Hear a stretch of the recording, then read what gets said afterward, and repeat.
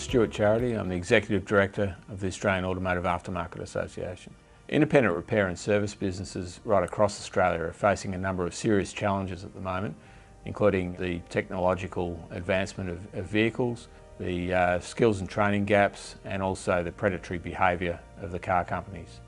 For these reasons, we believe the time is right to form a truly national group that exclusively represents the interests of independent repairers around the country. And we've done that by forming a group called the Automotive Repair Council of Australia, or ARCA. The main activities of ARCA are to protect consumer choice and competition in the vehicle repair and service market by ensuring that we have mandated access to dealer level repair and service information, and to really put the spotlight on some of the anti-competitive behaviour of the car companies, including their cap price and free service programs, and also warranty confusion and misinformation. One of the activities that we'll be doing is leveraging our relationship with parts suppliers so that we can deliver technical and training nights around the country, and we've also got a number of initiatives in place to start to address the skills gaps in the industry. One of the benefits will be that we'll be doing research to help identify initiatives that can be implemented in ARCA members' businesses to help them improve their profitability and business performance. Well, if you're a progressive repairer that cares about the future of our industry, then you need to join ARCA, and together we'll make sure that there's a bright future for everyone in our industry.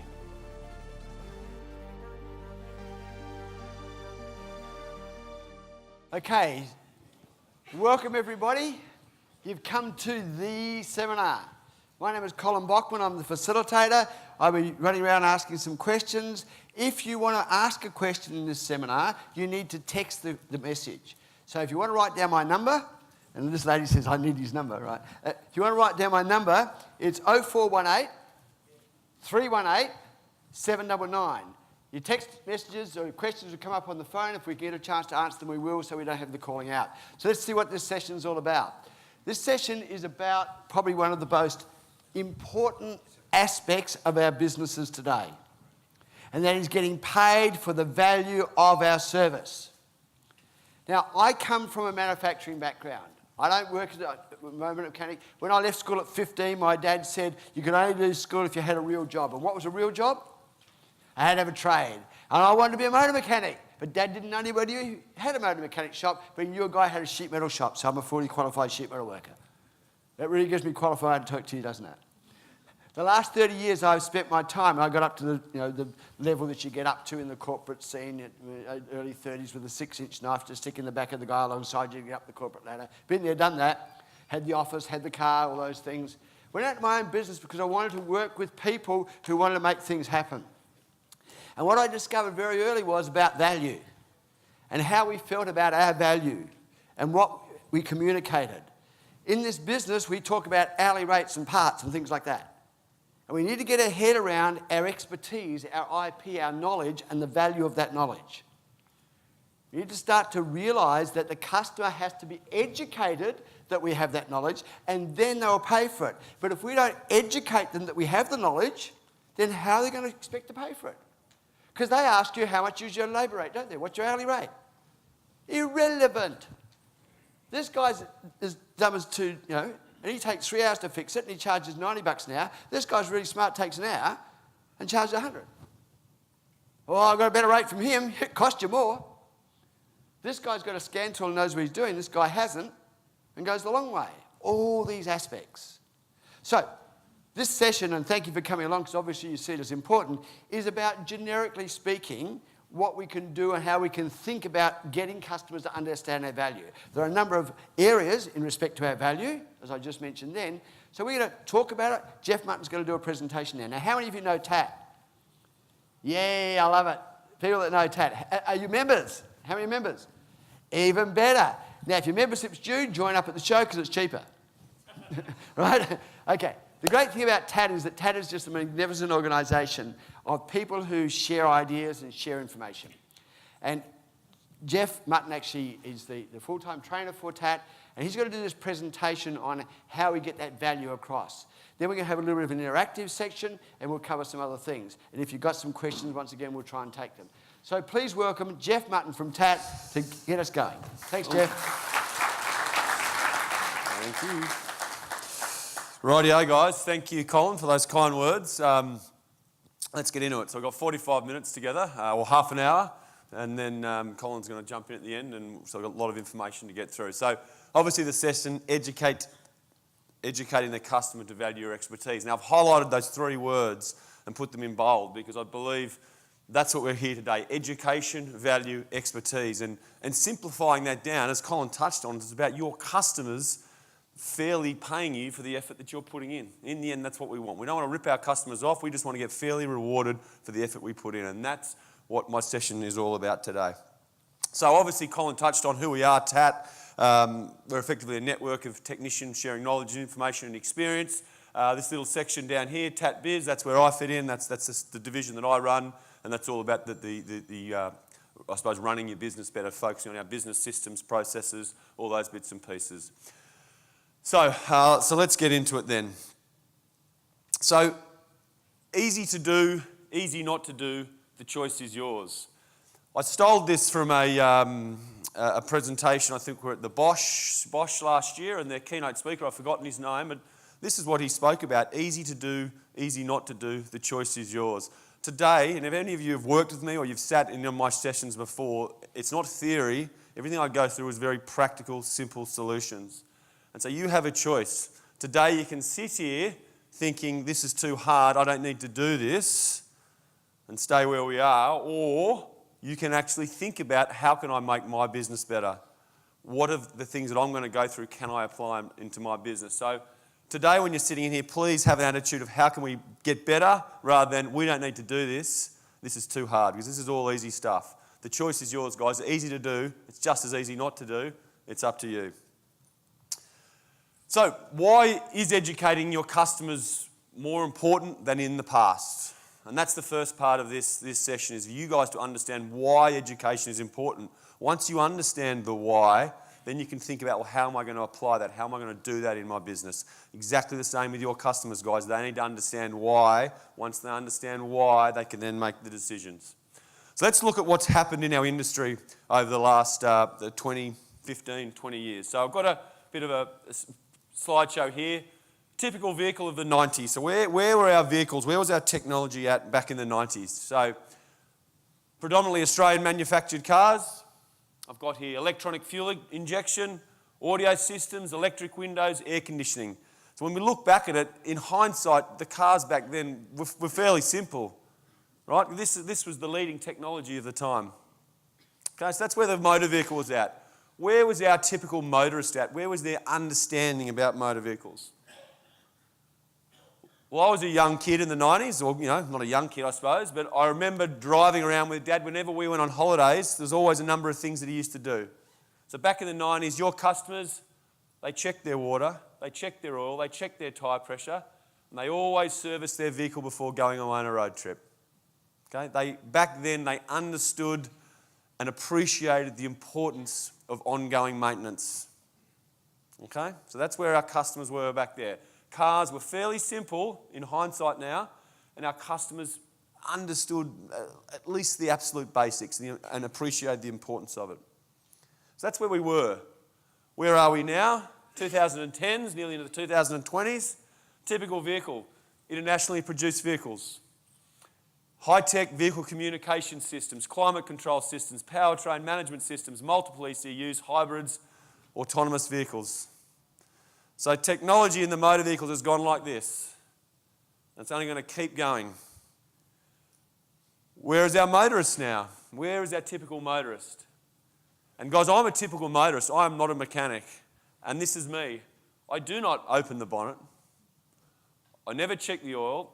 I probably do check my tyre pressures when I go on a holiday if I'm towing the boat. So those first three things are me. You will have customers, guys, that don't even know how to open the bonnet. That's the reality. They don't even know how to open the bonnet. Because cars are a little bit more reliable, they start to believe that ongoing maintenance is not as important as it used to be. They haven't broken down for a while. And once they get out of warranty, because they haven't had any issues, because they haven't broken down, they are more likely to start to push their service cycles. Because they don't appreciate how important it is anymore. So what we've had, guys, vehicle technology is up here, and this next slide will highlight this. I just put this together. So vehicle technology, 90s, 2020s, it's come here and it's gone bang. And unfortunately, guys, what it's going to do is it's going to go bang. The next 10 years, there's going to be more change than there has been in the last 10 years. That's the industry we're in. If we're not willing to change, then our days are numbered. So we've got to appreciate that change is coming, technology is coming, we've just got to continue to work with it, educate ourselves, try to stay at the front. So technology is up here. Your customer's understanding of the vehicle, it's actually fallen. It hasn't stayed flat, it's fallen. As we discussed, your customers know less about their vehicles than they did 20 years ago. Your typical customer. So this is the gap. This is the issue that we have now, guys. Cars are up here, your customer's understanding is down there. That is why education is now more important than it was 20, 15 years ago. Because there's such a gap now. What does this mean? Well, guys, you're dealing with customers who are being asked to spend money on something they don't understand. Asking them to spend money on something they don't understand. Now, who in the room, think about being a consumer, a shopper, who likes spending money, who gets satisfaction out of spending money under these circumstances? No, what do we want to do? We want to run the other way. The less we understand, the more we feel vulnerable that we're going to get ripped off, the more we try and pull away. So that's what's happening in our industry, guys. Because they know less, they're scared of you. It's unknown. They have no control over the situation. So, guys, we need to start spending more time educating your customers why you're recommending the service or repair. That's what this session is about. Once your customer understands why, and that's the critical part, they need to understand why. Once they understand why, they feel a little bit back in control of the situation and they can make a more educated decision. Okay, we're never going to teach them technically get down and on mechanic level, but they need to understand the basics of why. Once they understand why, they will make the decision. They can make an educated decision, and you all can accept that. You can all accept that they have enough information, they're going to make a decision. What you get frustrated with is when they don't understand and they're clearly not making an educated decision. They're just running away from you because of the fear of spending that money on something they know nothing about. So guys, what I'm saying here is what you did 10 years ago may no longer be adequate. I'm not saying what you're doing is broken, but you've got to look at your systems and your education of your customers. Can I make it better? Have we got to do a little bit more now? Because what you did 10 years ago, as we've said, cars are up here now, customers' knowledge is down there. We've got this huge gap. We've somehow got to start to bridge this gap. So, what am I going to go through? These are some simple points that we're going to run through today. And as you read through, guys, these are all really, really simple. And that's what my stuff is, guys. It's simple, actual application of strategies. It's not high-tech selling and theory. We're going to look at your presentation and image, menu boards, brochures, sending images, sending educational material, social media, selling the benefits, not the parts and the labour, checklists, presenting a good deal. Rightio. No questions. I was about to ask for questions, but I've realised we've now got our questions coming in by SMS. So let's get into it, guys. Presentation. So, if you want to educate your customer and you're trying to tell your customer that you are working on highly sophisticated equipment, then the first thing we need to do is we need to present our workshop correctly. Because there is no way you can try and tell these guys your car is so sophisticated, it's got all these electrical things in it, if we look like that. Okay? That is the very first step. That's actually a workshop. I think Ken took that in Argentina. Travelling around, walk past. Oh, that's a good little snapshot. That is a real photo we took. One in Sydney I drive past regularly. Okay. That was taken, I think I took that 2 years ago. Versus, this is a workshop I visited in Sydney the other day. This is actually a dyno in here, but look at the floor. Simple building, no bigger than what all of you have got, but he absolutely gets all the potential out of it. So when his customers walk in there, they're not dealing with a grease monkey anymore. He's presenting himself that I am working on highly sophisticated motor vehicles. So the first step, guys, is your presentation. We're not a dealership, but we've got to look as good as we can, present as well as we can. That's the first step in the education process. Point number 2, menu boards and brochures. So, does anyone have a bit of a menu board or a brochure showing some of this kind of stuff? No? No one? Okay. I'm sure there are some, but we're not putting our hands up. People are a bit funny about this stuff. Okay? Oh, I don't want to disclose that. I don't want to show this. Don't want to show my price.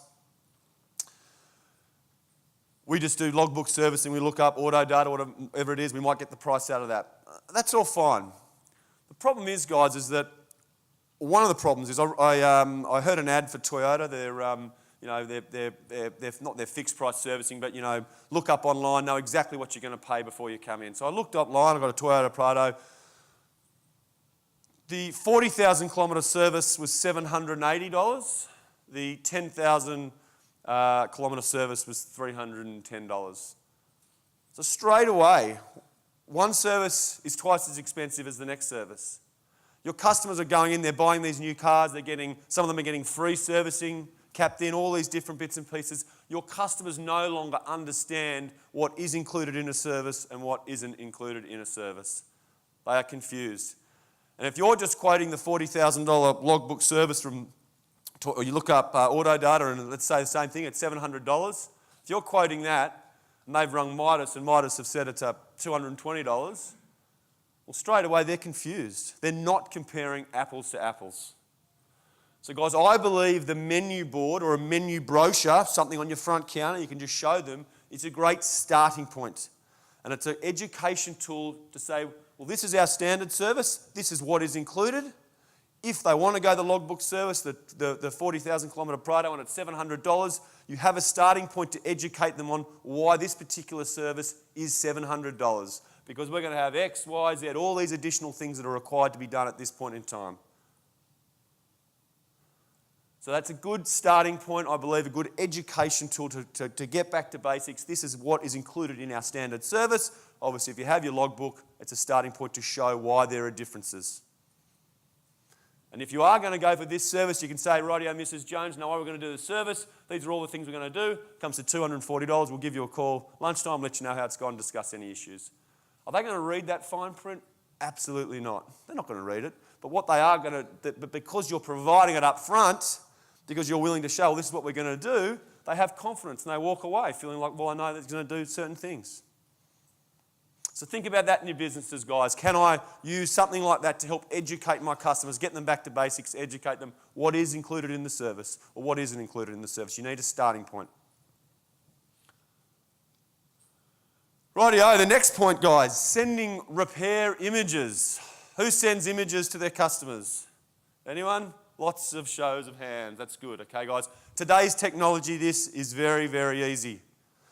The next generation, or not the next, your latest generation of customers, they actually believe what they see more than what you tell them. Why that is, who knows? Maybe their brains are wired differently. They have been brought up in social media, Facebook. They're always used to seeing this stuff.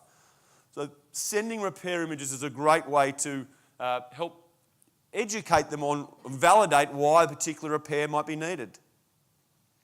So think about your systems. Where appropriate, and you're not going to do it all the time, but where appropriate, do we need to send repair images? I can then get on the phone, discuss it with them.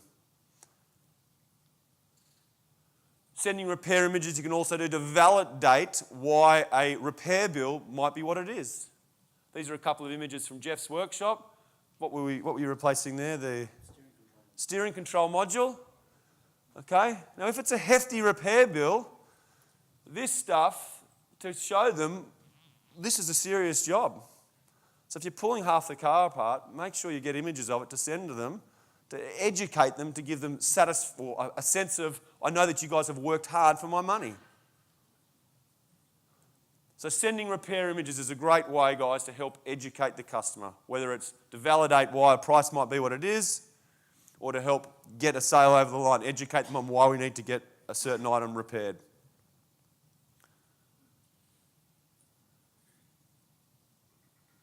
sending educational videos. We've got Capricorn members in the room.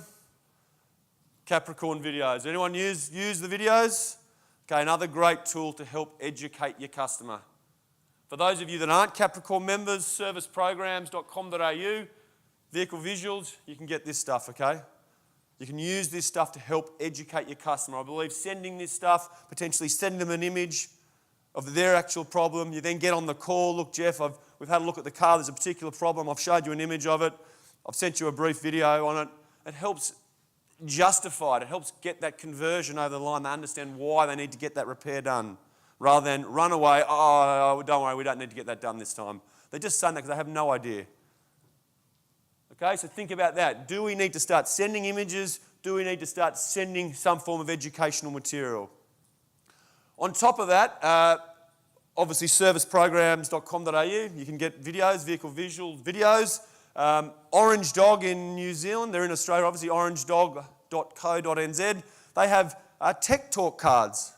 I have a number of clients that have a full range of tech talk cards, whether it be on the importance of servicing, brakes, timing belts, educational material that, again, can be sent out to customers. It can be given to customers.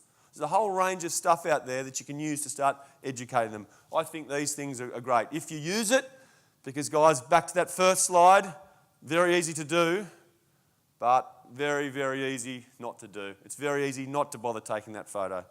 Again, the choice is yours.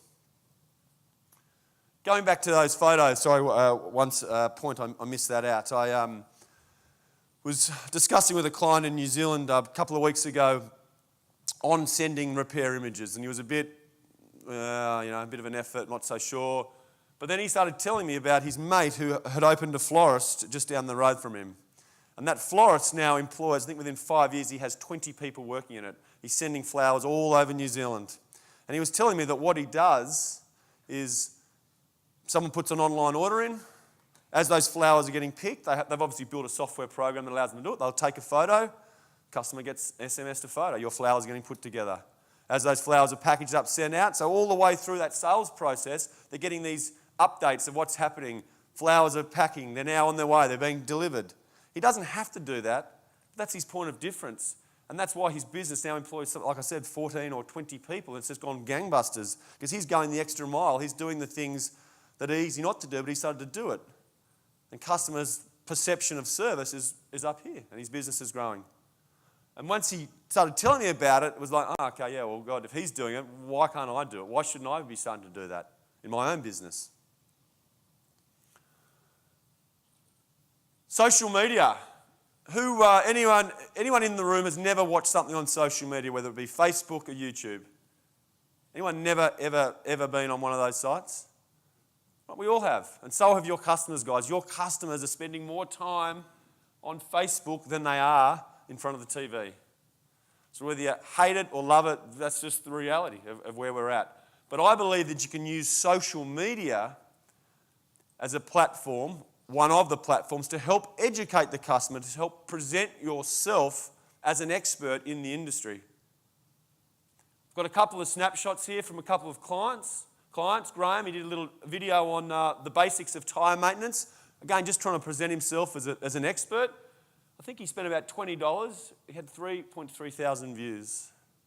Okay, there's nowhere else is he going to get value for money like that. He can't afford to put an ad in the newspaper. He can't afford to run a TV ad and advertise to all of Melbourne when 5 million of them are never going to be his customers. But he can afford to do it here. Rod, Rod, who just presented, some of you would have sat in before, he put a video up of a VZ Commodore misfire.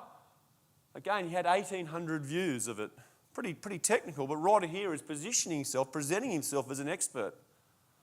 So we all do lots of things on Facebook, but have a think. At some point in time, if you're on it for your business, do I need to do some stuff to start presenting myself as an expert? Maybe every now and then you put a diagnostic video on. We've had this car come in. It's been around to a number of workshops. We've got it. We've fixed it.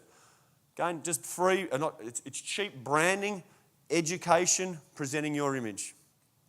So think about that. Your social media. Some of you are going to be very active in it. Some not so. Those inactive, think about it. Can we start to present ourselves? Use it as a bit more of an education tool.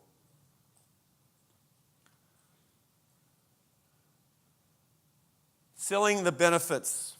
Selling the benefits. You've all heard you've got to sell the benefits. Okay, can I have someone tell me, again, I'm not a technician, what is a brake fluid flush? Who wants to tell me what a brake fluid flush is? Anyone? Someone, please. Makes you safe. Sorry? Makes you safe. Okay, but what is it? What do you guys do? Change the fluid. Okay. We're changing the fluid. Anything else we're doing? Sorry? Flushing out the lines, changing the fluid, okay? I thought that it's relevant to where you go as to what a brake flush is, whether it might be one pump and get the air out and lock her off, or bleed the whole thing, change the reservoir fluid and do the work. Okay, so we're doing quite a bit there, okay? So that's the parts and labour. What's the benefit of a brake fluid flush? Why would I get a brake fluid flush done? Safety.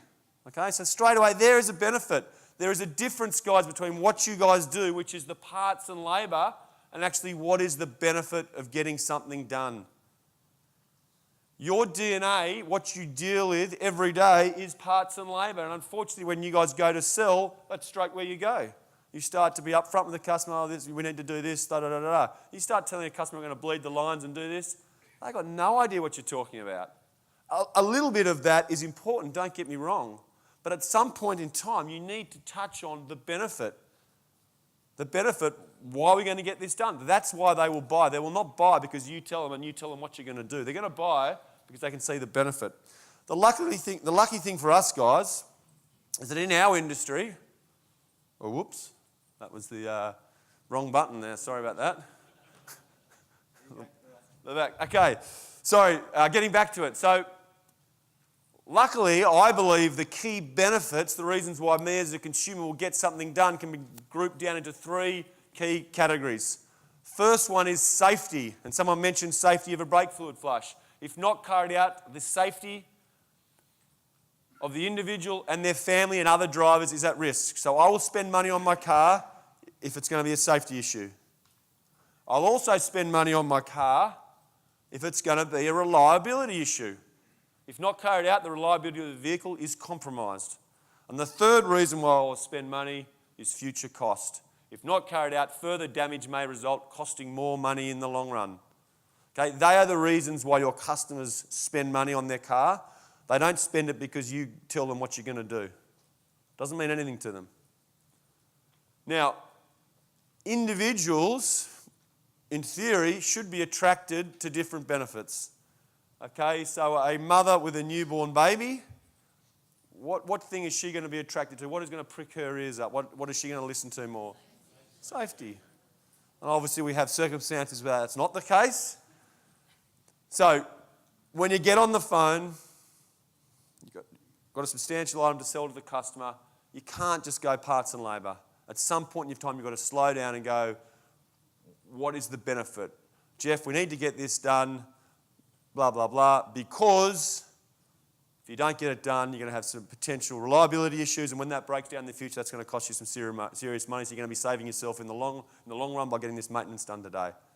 Okay, you've got to touch on the why. And those whys are safety, reliability, future cost. And all you've got to do, guys, to do that is before you pick up that phone is slow down, take 10 seconds, think about it. What is the benefit for the customer? Okay, and that's the difference between getting that $500 upsell and not getting it. Okay, educating them on the why. Once they understand the why, they'll make the decision, and we can live with that decision then. So think about that. Sell the benefits, not the parts and the labour. Moving on, checklist presentation. Okay, this one's a bit of a service report here, just any old standard service report. Does anyone give their customer a service report at the checkout stage when they've completed? Okay, so we've got a show of hands. Those people that do, why do you do it? And obviously that you give them an invoice as well. Why do you give them a service report like that on top of the invoice? Future upsells. Yep. Any other reasons why some of the people that put their hands up do it? Show them what's been completed and done. I'll be honest with you, most people don't do this. Why? Because they've got an invoice, they present the customer with an invoice, This is just another thing to do. Okay? Yep. Okay. Customer education. Now remember back when we went, I talked about the menu boards. They don't know what is included in a service, what's not included in a service. When you present them with your invoice at the end of that service, we've got a few bits and pieces and there's a price. Okay, and they don't read those bits and pieces. All they do is look at the price at the bottom. I believe these checklists are a good way to help validate what you have done, provide value so they feel that they have got value for money. Because if their car works, 90% of the time they're dropping off for a service, it works. It works just the same when they pick it up and they've just popped a few $100s. Okay? They don't get much satisfaction and value out of it. This is a great way to show them what you have done and potentially highlight further issues that may be on there. And also the big one, because then our invoices, all we do is then highlight the bad things. This one highlights the good things. And we should always try and have something positive for the customer because they like seeing lots of green ticks. Justified, they're true green ticks. Because all your invoice does is highlight the bad things they potentially need to get next time or they should have got done. Okay? That's obviously a paper template. It's any standard checklist. Obviously, there's new programs coming out, just recently hitting the market. You can get these things online now. You can effectively get online templates of those. But your technician can do it in that image. They're doing it on a phone. They could be doing it on a tablet. They can attach an image. We talked about sending images. They can take a photo. They can click on here, click red. Your brakes are worn out. They can take a photo of it, send the service report to you. You can email that, SMS it to the customer. You can call them up. Geoff, we've sent you a service report. They got a full service report showing all the green ticks, all the red ticks. Let's discuss some of the red ticks. And by the way, there's a few images attached showing you those particular parts. So there is technology out there, guys, that we can start to do this stuff electronically. As I've mentioned it, I've got no association with me, serviceprograms.com.au, just releasing this technology. Again, I have no association with them. I just think it's a good tool to help, as I said, customers appreciate what you have done, understand what you have done, walk away knowing they've got a good deal, value for the money they have spent. Moving on. Present a good deal. Okay, maybe not, this is a little bit more sales, but gents, who of you gets satisfaction out of going and spending $3,000 on a new ring for your wife or on a new rug? Anyone? Yeah. Colin, well, that's typical. No. Okay, who of you in the room, though, would get satisfaction if it was $5,000 but you got it for $3,000? Yeah, we would. She wouldn't know. Yeah. So guys, same thing with your customers. Let's face reality, they don't enjoy spending $800 on their car. No one does. But they can get a sense of satisfaction if you've set it up so that it could have been a $1,200 job, but because you're such a good bloke, you've done it for $800. And that's how you can get guys walking away, spending good money. You haven't written them off, and they walk away going, oh, yeah, they're such good blokes. That's when they drop in the bottle of wine, oh, thanks for helping me out. So what I'm saying here, guys, now these rugs and these rings, they're always 50% off. It's just a marketing ploy. So how do we do a similar thing? It's just a sales technique. So how can we do a similar thing in our industry? Well, it's very easy. You might be pricing up a particular job and you know what the best plan of action is for that customer. It might be a hefty job, let's say an $800 bill, but you might be able to price it up and price up a more expensive option. Might get some genuine parts, so we can price up a different option.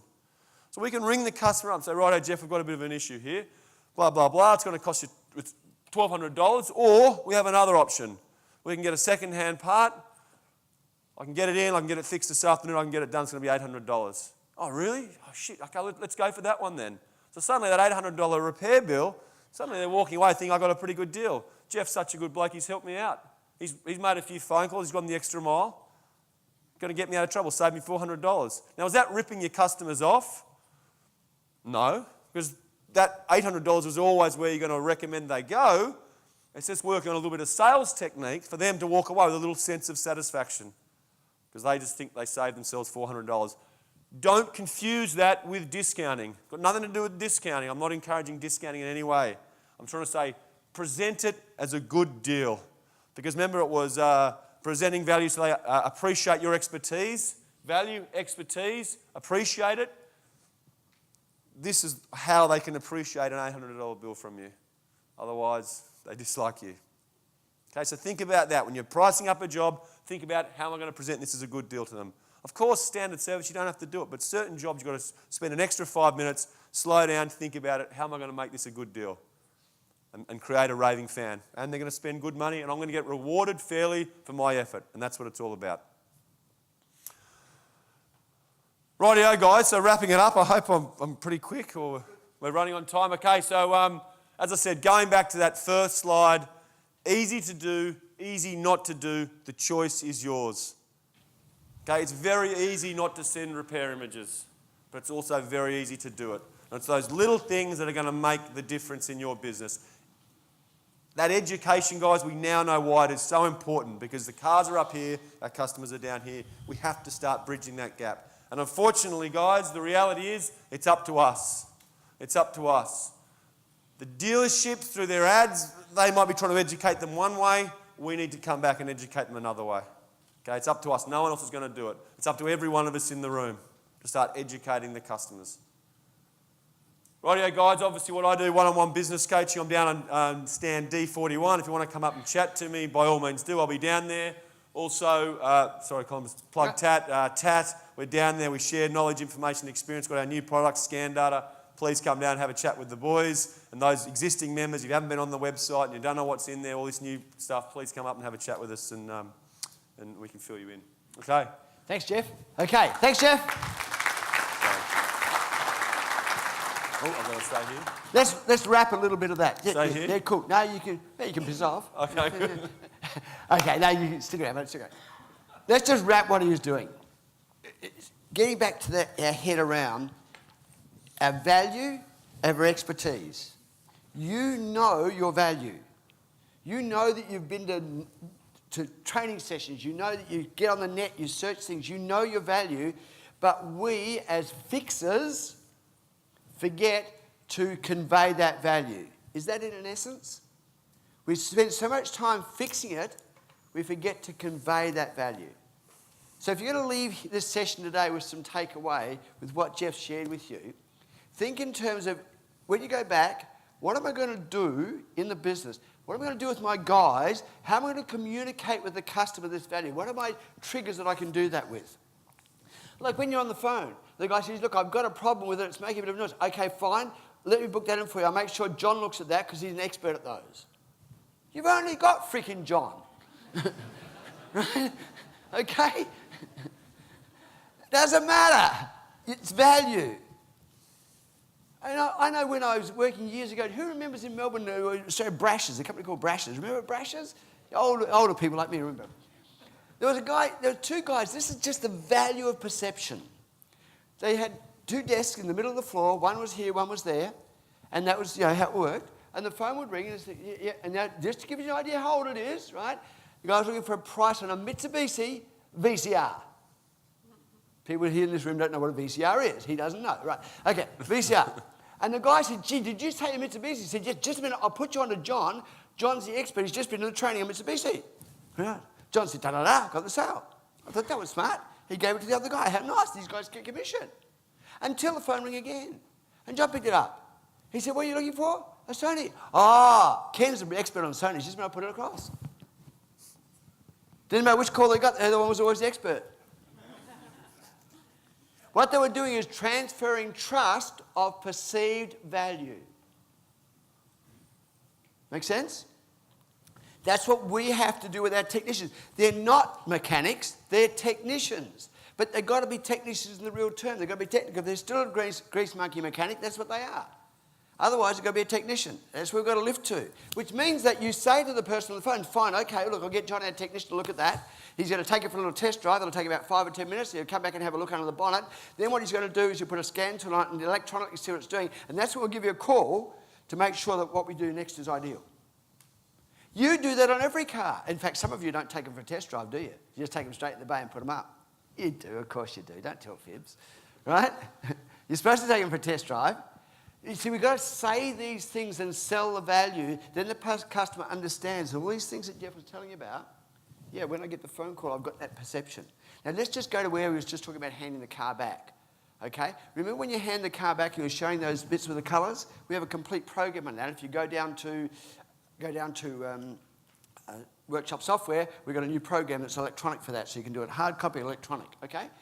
Now, just on that point and thinking about that, when you hand that car back, what do I want to do? I want to relieve my pain of the money I've paid. I want to relieve that pain at that time. And at the moment, I've just chilled out 800 hard. So I'm not exactly excited, am I? But you say to me, gee, I'm glad you brought it to us today. Because if it had gone a bit longer, it would have cost you more. That's just what he said. Okay? And we've picked up this. And on that, if you don't want one of those sheets, you have the invoice, you get your pen out and you tick. I'm glad we checked that. You know, we checked all these things. You know, you say, oh, I checked all that, but here's the problems. Here's what was wrong. Instead of we check that. Because the thing that we do in this industry is we downsell the value of the checks. Upsell the value of the checks because the customer's getting a bit weary. Oil filter, $185. Huh? Yeah, but what about all the checks? So you've got to say, we checked this, we checked that. I'm glad you brought it in because we like to check the CV boots. You know what they are? They're a little rubber thing that stops the grit from getting there and costs you thousands of dollars. You've got to do a little explanation. You need a little explanation for each item. And you pick out the ones you want to do. You tick it, say, gee, I'm glad you brought it in because you did that. Hey, and that's interesting. And we've checked that, and that's good. We didn't have to replace that today, but we've put it for next time. We save you some money today. Go through, and every second or third line, you have a tick or a mark. I'm now seeing the value. Then, remember I said before, for those who knew the session before, this is what we've done. This is the stuff we put aside for next time. Here's the oil we used. We chose that oil for that reason. That gives you longevity of your engine. Everybody wants that. Okay? And then here's the reminder. We're going to send you the reminder. In 8 months' time, we don't need to over-service your vehicle. What would the customer love to hear? We don't want to do what? Over-service your vehicle. Want to write that one down? Use it endlessly. Because everybody perceives they're being over-serviced. And by the way, if you go to OE manufacturing service 5 years ago, we were over-servicing. Especially under warranty. We're over-servicing to make sure they didn't have a warranty problem. That's how it works. Now, of course, they've gone the other way. They're extending and screwing it up. We've got to bring the customer back. It's tough, isn't it? Some of you are sitting here, will this Bachman just get off the stage and let me go home and just fix freaking cars? And I'd love to be able to tell you that that's a way for the future, but it's not a way for the future. We've got to get smarter about how we communicate with the customer because fixing cars isn't how we make money anymore. It's how we communicate with the customer, how they see our value. And my last point on that is, as we move from hard part, labour, we're going to move to diagnostics, hard part, labour, reinitiating software. 4 levels of charge instead of 2 levels of charge.